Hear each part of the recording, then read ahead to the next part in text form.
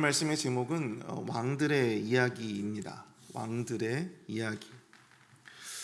우리가 너무나도 잘 알다시피 고대 사회는 왕정 시대였습니다. 그래서 어떤 왕이 즉위하느냐에 따라서, 어떤 왕이 통치하느냐에 따라서 그 나라의 운명이 좌지우지되곤 했습니다. 각 나라마다 그 나라를 처음으로 세운 왕이 있죠. 그리고 그 나라의 제도를 잘 정비해서 그 나라가 잘 운영되어질 수 있도록 통치의 기반을 다져놓는 그런 왕들도 있습니다. 또한 우리가 잘 아는 이 세종대왕 같은 훌륭한 성군도 있는 반면에 연산군과 같은 그런 암군들도 있기 마련입니다. 무능하고 또 패악한 왕들이 나타나 왕국을 멸망으로 이끄는 모습들을 우리는 역사를 통해서 심심치 않게 볼 수 있다고 하는 것이죠. 유다도 마찬가지였습니다. 유다는 북이스라엘에 비해서 상대적으로 훌륭한 왕들이 많이 있었습니다. 다윗과 솔로몬에 이어서 유다에는 여호사밧이라고 하는 왕도 있었고요. 또 그의 아들 요람이라고 하는 왕도 있었습니다. 히스기야라는 왕도 있었고 요시야라고 하는 성군도 있었습니다. 이런 왕들은 하나님의 말씀에 따라서 나라를 잘 정비하고 또 그 나라의 우상을 타파하며 또 종교를 개혁하는 그런 훌륭한 일들을 많이 했다라고 하는 것이죠. 그 결과 이 남유다는 북이스라엘보다도 훨씬 더 오래 그 나라를 유지할 수 있었다라고 하는 것입니다. 그러나 유다도 결국 나라의 명운이 다해지자 암군들이 나타나기 시작합니다. 유다의 마지막 성군이라고 불리는 요시야 왕이 승하하자 살룸이라고 불렸던 여호아스, 그리고 엘리야김이라 불렸던 여호야김, 그리고 고니야라고 불렸던 여호야김, 그리고 마따니아라고 불렸던 시드기야가 연이어서 계속해서 왕위에 오르게 됩니다. 이들은 하나같이 성군이었던 요시야의 길을 따라가지 아니하고 악한 패악의 길로 나아갔습니다. 애굽과 바벨론을 하나님보다 더 의지했으며 백성들을 핍박하고 나라를 문란하게 운영해서 유다를 위기 가운데 빠뜨리게 되는 결정적인 역할을 하게 되었다라고 하는 것이죠. 그러다 보니까 하나님은 특히 유다의 왕들에게 예언을 전하시고 계십니다. 우리가 읽은 이 예레미야 22장에서는 크게 이 세 명의 왕들에 대해서 이야기를 하고 있습니다. 그 가운데 오늘은 특별히 여호아스와 여호야김에 대한 왕들에 대한 신탁, 즉 예언을 다루고 있는데요. 우리가 이 본문의 말씀을 통해서 몇 가지 영적인 교훈들을 함께 살펴보기를 원합니다. 첫 번째로, 하나님이 함께하지 않으신다면 빠른 성공도 한낱 꿈에 불과하다라고 하는 것입니다. 하나님이 함께하지 않으신다면 아무리 빠른 성공이라 할지라도, 아무리 휘황찬란한 영광이라 할지라도 그것이 오래갈 수 없다. 한낱 꿈과 같다라고 하는 것입니다. 오늘 보면 10절부터 12절까지의 말씀을 보실까요?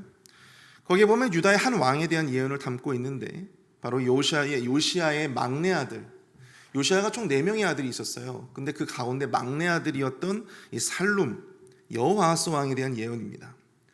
살룸은 아버지 요시야 왕이 죽은 후에 유다의 제17대 왕으로 즉위하게 됩니다. 그의 이름이 살룸.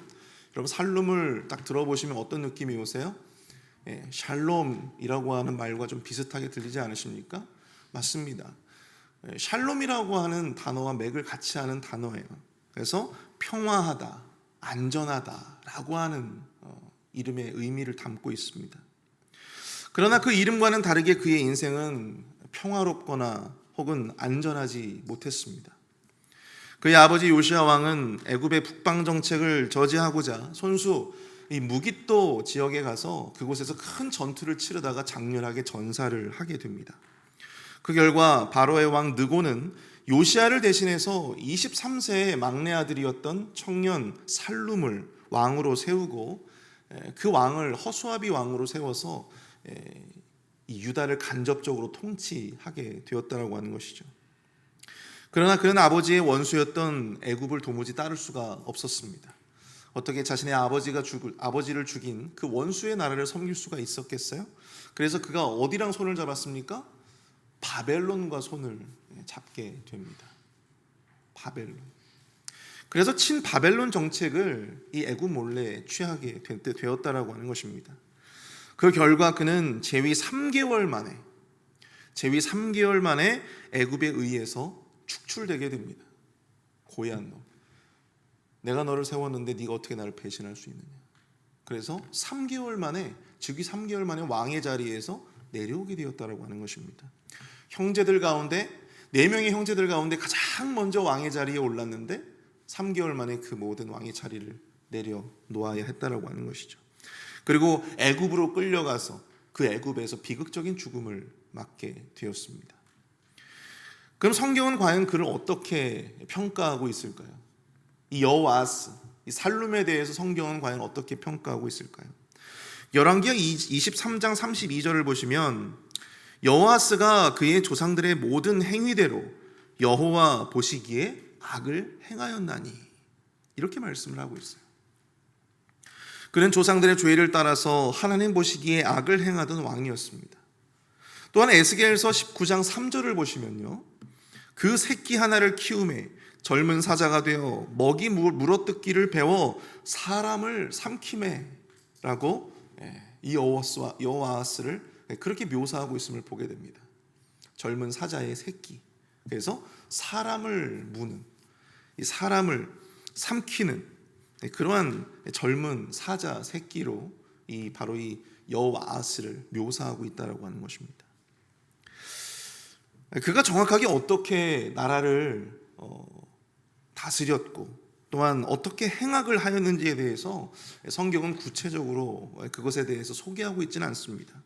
그러나 그가 사람을 삼키는 사람으로, 다 사람들을 삼키는 사람으로 소개를 하고 있고, 또한 백성들을 고통스럽게 하고 또 패악하게 통치했다라고 하는 것을 우리가 간접적으로 유추해 볼 수 있다라고 하는 것이죠. 게다가 그는 형제들 가운데 가장 먼저 왕위에 올랐지만 그 영광이 오래가지 못했어요. 하나님의 뜻을 따르지 않고 자신의 길을 걸어갔던 그는 가장 먼저 맞이했던 그 영광의 순간, 그 영광의 자리를 오래 보존하지 못하고 재위 3개월 만에 애굽에 의해서 폐위되고 말았다라고 하는 것입니다. 오늘 보면 10절을 보시면요, 너희는 죽은 자를 위하여 울지 말며 그를 위하여 애통하지 말고 잡혀간 자를 위하여 슬피 울라. 그는 다시 돌아와 그 고국을 보지 못할 것입니다. 여기서 말씀하고 있는 잡혀간 자가 누구를 의미하는 것입니까? 바로 살룸, 여호아스 왕을 의미하는 거예요. 애굽으로 잡혀가서 그곳에 머물고 있는, 포로로 끌려가 있는 바로 그 왕을 의미하고 있는 것입니다. 애굽에 끌려간 여호아스는 고국으로 돌아오지 못할 것이고, 행여 돌아온다 할지라도 이미 그의 고국 유다는 바벨론에 의해서 멸망을 당해버리고 말 것이기에 그는 돌아와도 자신의 고국을 만나볼 수 없었다라고 하는 것입니다. 바로 그의 비극적인 운명을 이 유다에 비추어 그렇게 설명하고 있는 우리가 말씀을 보게 된다라고 하는 것이죠.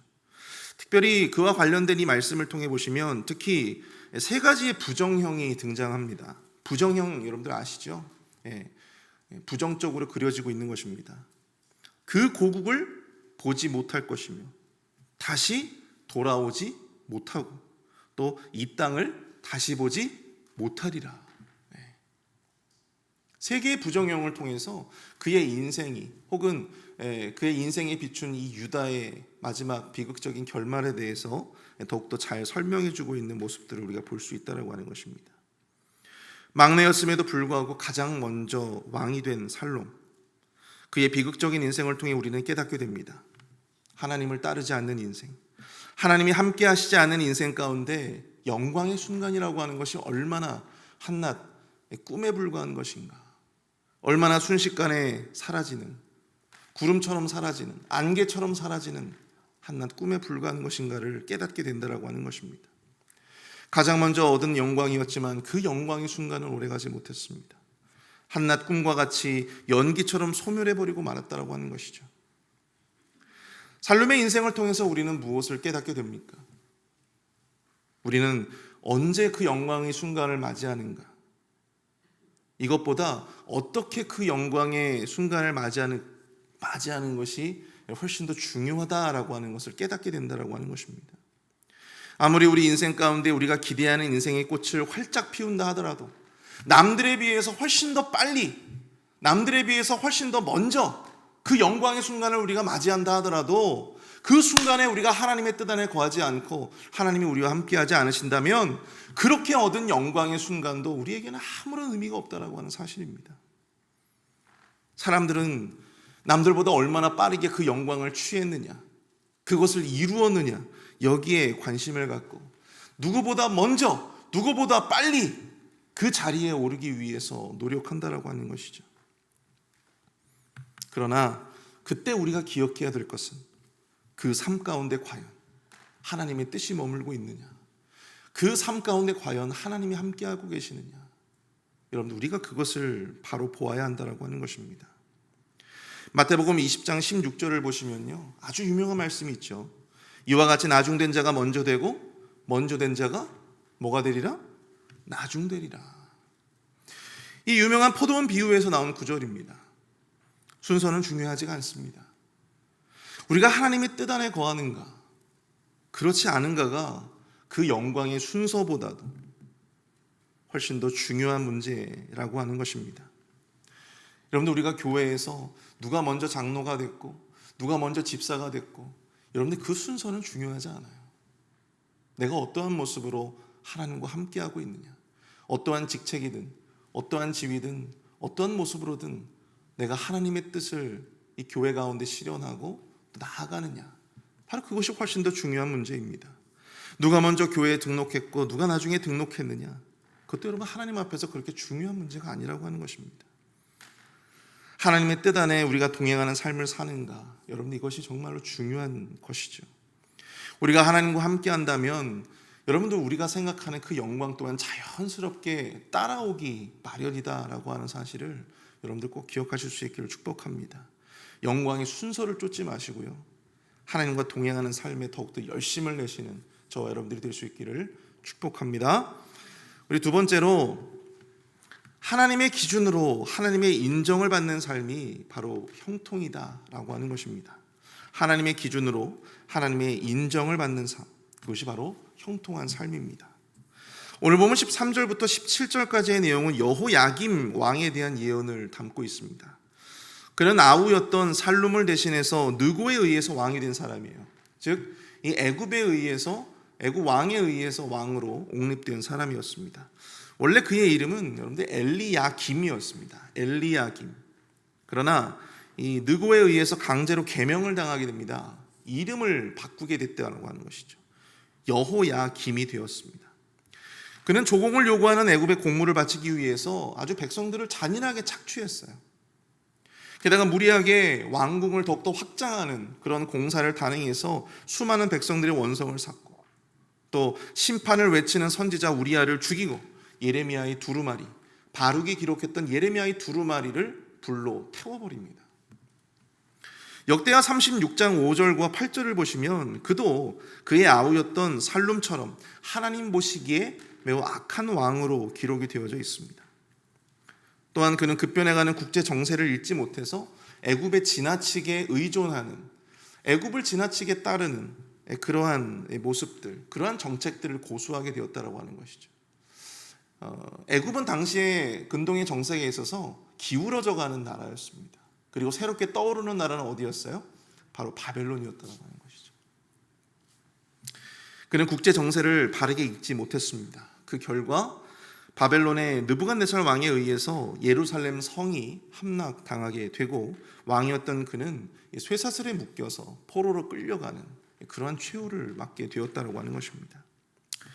본문 16절을 보시면요, 그는 가난한 자와 궁핍한 자를 변호하고 형통하였나니 이것이 나를 알미 아니냐, 여호와의 말씀이니라, 이렇게 말씀합니다. 자, 여기서 말씀하고 있는 그는 과연 누굴까요? 16절에서 이야기하고 있는 그는 누굽니까? 바로 살룸과 여호야김의 아버지였던 요시야 왕을 의미합니다. 예레미야는 아버지 요시야는 그의 가난한 자와 궁핍한 자를 변호하고 또한 형통하였지만, 그의 아들은 가난한 자와 궁핍한 자를 착취하고 무죄한 자의 피를 흘리게 했다라고 하는 것을 서로 비교하고 있습니다. 그리고 예레미야는 아버지 요시야의 삶의 행적을 소개하면서 그의 삶이 곧 하나님을 아는 삶이다. 하나님을 알미라, 그렇게 말씀하고 있어요. 여호와 하나님을 안다라고 하는 것이 단지 그의 존재를 아는다, 그런 의미가 아니고요, 하나님과의 인격적인 관계를 맺고 그 삶을 통해서 내가 하나님과 동행하고 있음을 널리 증거하고 드러냈다라고 하는 것을 의미하는 것입니다. 우리가 너무나도 잘 알다시피 요시아 왕은요, 정말 선한 왕이었습니다. 어린 나이에 즉위를 했지만 그의 통치 내내 그는 하나님의 말씀을 따르고자 했던 왕이었어요. 가난한 자와 궁핍한 자를 변호했고 선하게 나라와 백성을 통치함으로써 스스로 그가 하나님과 바른 관계를 맺고 하나님을 따르는 왕이다라고 하는 것을 입증하였습니다.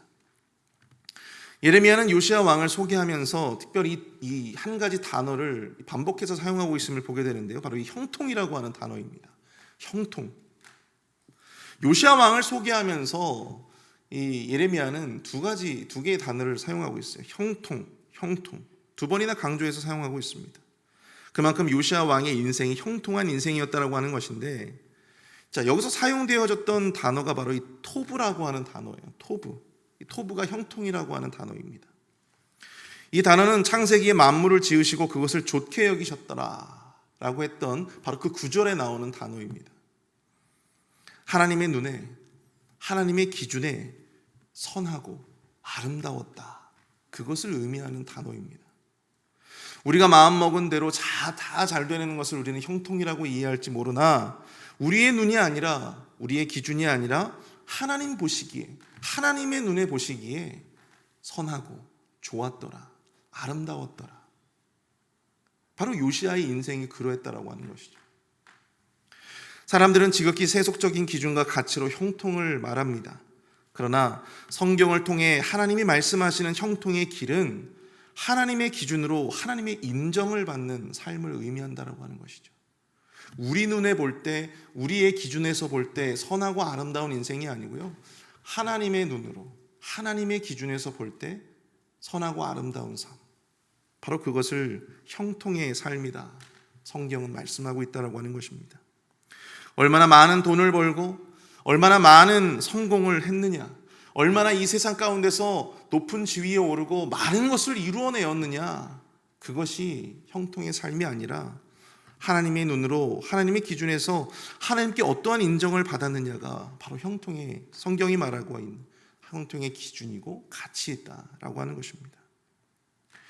하나님의 말씀에 순종해서 하나님의 마음에 합한 삶을 살며 하나님과 동행하는 삶이야말로 진정으로 하나님을 아는 것이고, 그것이야말로 진정한 형통의 삶임을 오늘 본문은 우리에게 말씀해 주고 있다고 하는 것입니다. 왕의 지위는 우리가 이 세상에서 누릴 수 있는 가장 최고의 지위입니다. 우리의 눈과 우리의 기준은 그것을 어찌 보면 왕 정도 되면 형통한 삶이지라고 생각했을지 모릅니다. 그러나 왕으로서 하나님과 어떠한 인격적인 관계 속에서 어떻게 하나님과 동행하는 그러한 삶을 살았는가, 그것이 하나님 보시기에 더욱더 중요한 형통의 정의가 된다라고 하는 사실을 우리가 이 말씀을 통해서 바라보아야 한다고 하는 것이죠. 사랑하는 성도 여러분, 여호야김은 유다의 왕으로서 세속적인 영광을 잠깐 누렸을진 몰라도 우리는, 성경은 그를 형통한 인생이라 평가하지 않습니다. 여러분이 살고 싶어하는 형통의 삶은 과연 무엇입니까? 여러분들이 하나님과 더불어 함께 누리고 싶어하는 그 형통의 길은 과연 무엇입니까? 어찌 보면 그것은 지극히 세속적이고 인간적인 성공이나 번영을 말하고 있는지도 모르겠습니다. 그런데 여러분들, 그것은 결코 우리가 앞서 말씀드린 것처럼 영원하지 못하다라고 하는 것이죠. 그것은 진정한 형통이 아닙니다. 그저 형통의 그림자일 뿐이다라고 하는 것입니다.